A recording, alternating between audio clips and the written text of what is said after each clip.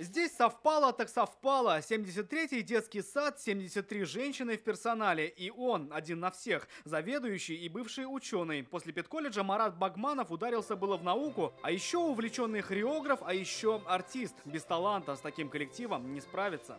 Если в других детских садах роль Деда Мороза исполняют женщины, то у нас Марат Рашидович. Главный Дед Мороз на празднике, он и по будням добр и демократичен. Серьезные планерки превращает в открытые беседы. На радость своему коллективу, на зависть конкурентам. Он первый заведующий не только детского сада, но и вообще первый заведующий мужчина в городе. В других детских садах она смотрит с интересом и даже с завистью. Завидовать есть чему. Подарком на 8 марта стала победа Марата Багманова. Танец от заведующего на городском конкурсе воспитателей принес первое место. Таков характер. Быть лучше ради дам привык с юности.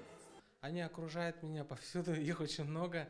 И на протяжении всей жизни на моем пути встречаются только самые лучшие женщины, самые лучшие половины человечества. 8 марта нестандартный коллектив посвятил целую неделю. Шутка ли одному поздравить 73 дамы. Зато и 23 февраля получает десятки поздравлений. Эксклюзив в челнинской дошкольной сфере. Рамиль Шайдуллин, Ильшат Аюпов, Альберт Шафигуллин, ТНВ, Набережные Челны.